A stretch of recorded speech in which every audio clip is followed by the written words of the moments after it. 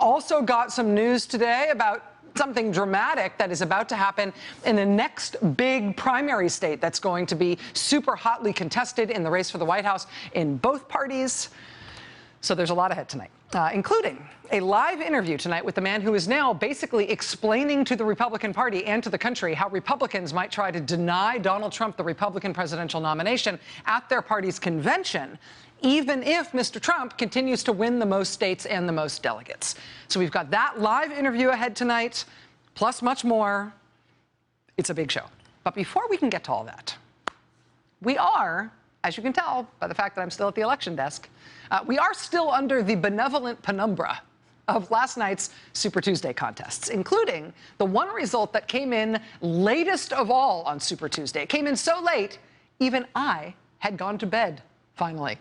And that was the result from Alaska, where the winner of the Alaska Republican caucuses turns out to have been Ted Cruz. Ted Cruz! He won another one. He won Alaska. Last night, there were 9 primaries and 2 caucuses for each party. On the Democratic side, both caucus states, Minnesota and Colorado, went for Bernie Sanders. His campaign had expected to win both of those caucus states, and they did. On the Republican side, it was a bit of a surprise result. On a night where Donald Trump basically manhandled the rest of the Republican field all across the country, the caucuses, those 2 caucus states on the Republican side, ended up being a bright spot for Mr. Trump's challengers. In the Alaska caucus, it was Ted Cruz adding his 3rd victory to his primary wins in Oklahoma and his home state of Texas last night. And in the Minnesota caucuses, it was Marco Rubio. Marco Rubio added a win there last night to his impressive in the Beltway list of absolutely 0 wins anywhere else in the country. It's such a weird story about Marco Rubio, that the Beltway has decided that he is definitely the guy who can be elected instead of Donald Trump. He is the guy who the voters will definitely choose if you just give him a chance.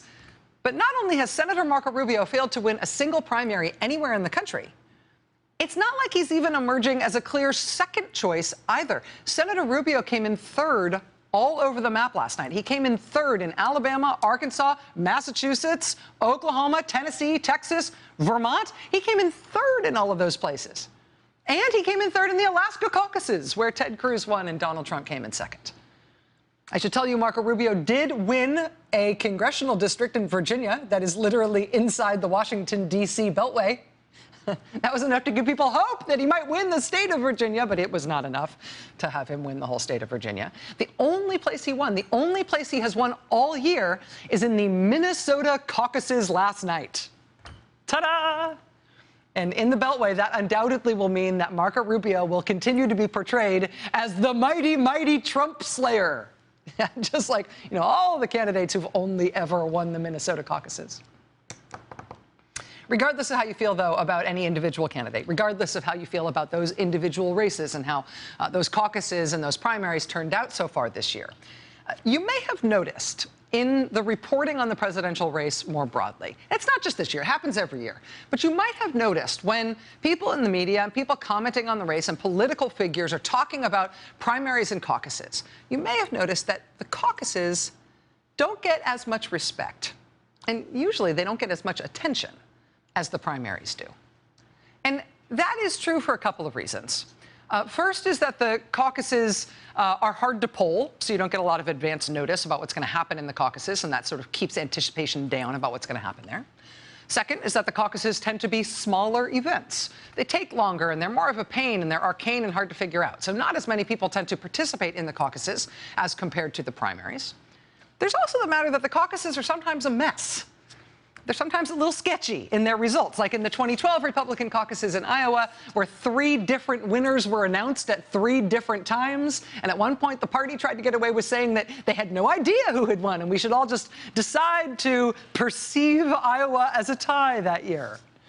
There was also that great moment that we accidentally captured live on camera in the caucuses in Nevada this year when Donald Trump walked into the room during a Republican caucus just outside Las Vegas, and everybody in the room just left their ballots that they were filling out. They left their ballots on their little tables and ran over to see Donald Trump in the corner of the room. And who knows whatever happened to all those ballots and all those votes. Yeah, caucuses are weird. Caucuses are weird. They're a little sketchy. They are not official government-run elections. They're just events hosted by the party. And frankly, sometimes the parties are nuts or incompetent, and so sometimes the caucuses are bonkers. And I don't want to get Iowa or Nevada or Minnesota or Colorado or Alaska, I don't want to get you guys mad at me. Caucuses are not always bad. I mean, even though they're run by the parties, sometimes now the caucuses are run professionally, and they really are just elections in all but name. That does sometimes happen. But honestly, let's be real. Sometimes the caucuses are a mess. And that comes from somewhere. Because in the not-too-distant past, the parties didn't even try to make caucuses look like real elections. In the not-too-distant past, caucuses really were, they just were the place where party leadership chose who they wanted to be the presidential nominee, without really any regard at all for the voters' wishes. That's what caucuses were until not that long ago. And that ends up being really important to understanding how the success of Donald Trump is about to explode the Republican Party. Because this is not a fantasy about what might happen at some distant point in the future. This is what the Republican Party is planning on doing right now to deal with him. And if you want to see how what they're planning is going to work out, we can see how it works in recent history. Because parties have tried this sort of thing before. This is the way parties used to do it. And in the most recent history, when parties have tried to do this, it ended up in catastrophe. And let me show you what I mean here. Take 1968. 1968 was a strange year, right? There was a Democratic president who could have run for re-election if he wanted to, but he didn't. President Johnson started off running for re-election. He ran in the first state that year. He ran in New Hampshire, but he won there by an unexpectedly small margin, and then he bugged out. He got out of the race. In the spring of that election year, he said he would not run for re-election. And so Eugene McCarthy was going to run against LBJ, even if LBJ was standing for re-election. So Gene McCarthy was running against him. And then once Johnson withdrew and said he wouldn't run for re-election, then Robert F. Kennedy started running against him as well.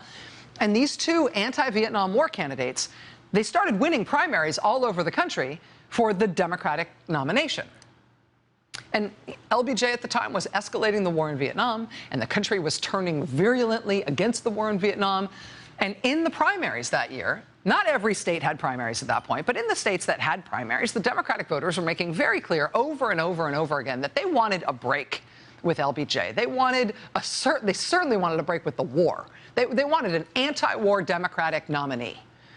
And so after scaring the daylights out of LBJ in New Hampshire and effectively chasing him out of the race, Gene McCarthy went on to win 6 of the 13 primaries that year. Of course, Robert F. Kennedy was assassinated that year. He was assassinated during the campaign on the night that he won the California primary. Robert F. Kennedy won 4 primaries that year to Gene McCarthy's 6. And in that bizarre, tragic year, 1968, with the incumbent Democratic president not running for re-election, but still looming large over the party, as the party voted in primary after primary for Democrats who would turn the party against the war. With all of that going on, Democrats went to their convention in Chicago in 1968 in this very strange circumstance where Gene McCarthy had won 6 primaries and Robert F. Kennedy had won 4 primaries, but then he'd been killed. And nobody else who was still in the running had won more than 1 primary anywhere in the country. Democrats in that bizarre year, they went to their convention with Gene McCarthy having won 6 primaries and Robert F. Kennedy having won 4 primaries. They went to their convention that year and they picked for their nominee Hubert Humphrey. Hubert Humphrey had won no primaries. Hubert Humphrey didn't compete in the primaries in 1968. He was LBJ's vice president. He was LBJ's choice for the nomination because Hubert Humphrey wasn't anti-war. He would continue LBJ's policies. And even though nobody had voted for Hubert Humphrey anywhere in the country, he had put together a slate of delegates at the National Convention by collecting them from the party leadership, by collecting delegates and negotiating for delegates and trading for delegates just with party leaders at the various caucuses around the country, where regular voters had nothing to do with the process. It was just a party leadership thing. And so he didn't win any primaries. The delegates that he collected that way, not through votes, but just through the party's backroom dealings, with just those delegates, the party maneuvered that year in 1968 to make Hubert Humphrey the nominee. He'd won 0 primaries. He'd won 0 votes. He represented a continuation of Lyndon Johnson's prosecution of the war. He was his vice president, after all. Humphrey had won nothing. He was not what Democratic voters said they wanted that year. Whether or not you agreed with Democratic voters that year and what they wanted, he was not what they wanted. But the party leadership wanted him. So the party leadership installed him at that convention, thus giving the party's voters a big one-fingered salute. How'd that work out at the convention that year? This is John Chancellor on the floor. I'm looking down at Edwin Newman in the middle of a huge bunch of security people. How this got started, we don't know. Your microphone is broken, Ed. There's a lot of pushing. The man being pushed, watch it, they're going to knock that over. The man is a delegate. You just leave him in here. Check with our state chairman. He's an elected delegate. What are you trying to strong-arm stuff? He's an elected delegate. You are. Check with the delegate. Where are the rules that say we must show him every minute? Who the hell are you? Are you the one they're trying to throw out? Yes, I am. Why are they trying to throw you out? I object to their behavior. Well, this is the first time in my memory of going to political conventions that the police have come in on the floor, armed as they were, and taken out people who were disputing the checking of credentials. Can you ever remember that, Ed? No, I don't, John. I followed. First time in the United States, John. Including the 8 alleged delegates arrested with Dick Gregory. There's a total of 64 persons that have been arrested tonight. Just a few minutes ago, about half a dozen policemen went into the crowd. It is believed they went in to try to take control of the microphone.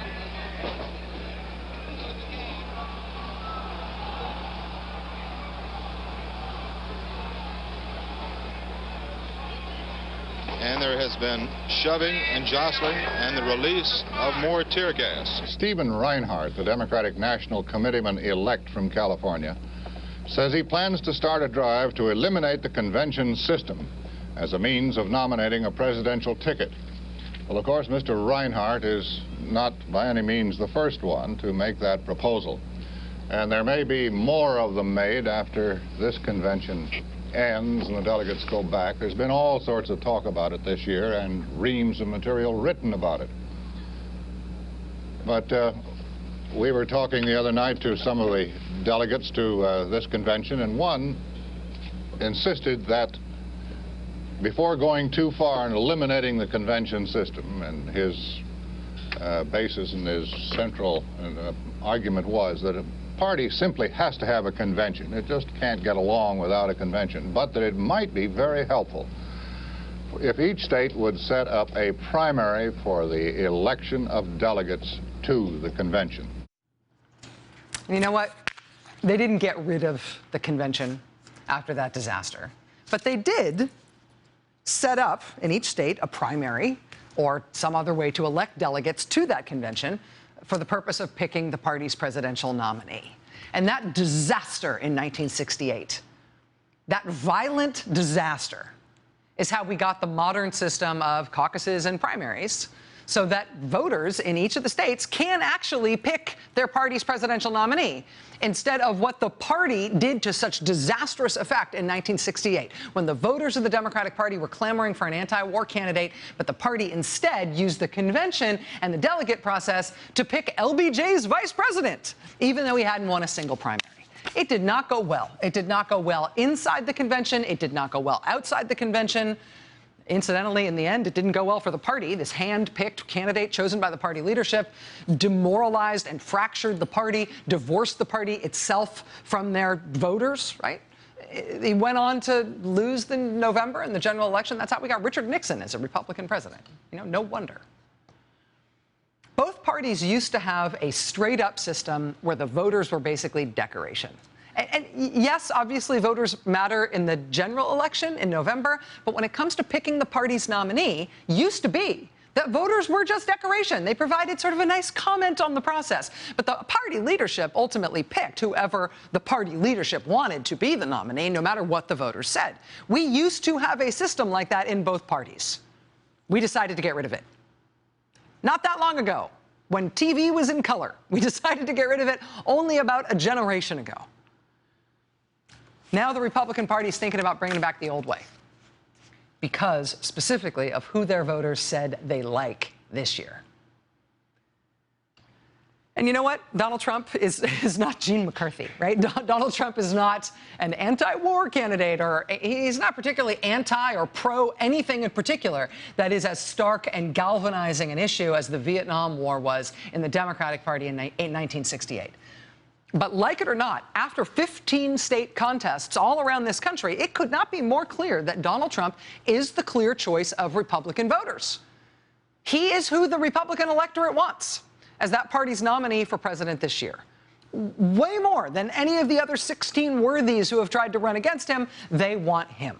Nobody's anywhere near him in the delegate count. Nobody running against him has any plan to win the nomination outright by winning enough states between now and the convention to actually lock up the nomination. The only candidate who is capable of doing that now is Donald Trump. And the only way anybody else can win other than Donald Trump is to somehow pull off some 1968 LBJ-style delegate magic at the convention to deny him the nomination. They are right now working to come up with a process by which the Republican Party will tell the candidate who Republican voters chose to be their nominee that he's not going to be the nominee. Despite what the voters said, he's not allowed to be the nominee. And instead, the party leadership is going to pick someone else. That's the plan. That really is the plan right now in the Republican Party.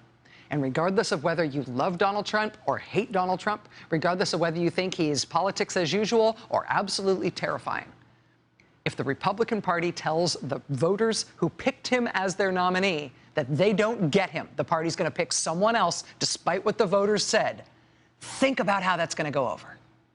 What could possibly go wrong? Finally, as you saw, it came to this. At some point, my microphone was yanked. What are you doing later? Would you like to get together later? Will you be watching TV later? Because tonight, I would like to see you later on The Tonight Show with Jimmy Fallon. I'm going to be on The Tonight Show with Jimmy Fallon tonight. Look, I can prove it. It seems like it is irretrievably cleaving the Republican Party. And the cleave, like the two sides, are all the people in Washington, all the people in the Beltway press, all the people in the Republican establishment who are like, Trump, we can't give our party to Trump. He's not. And then on the other side is all the voters. And so who want Donald Trump? Hey, what are you going to say? Yeah, so I mean, you can split, but Trump gets all the voters, and you guys get yourselves. The Tonight Show with Jimmy Fallon tonight. That's going to be super fun. Please watch.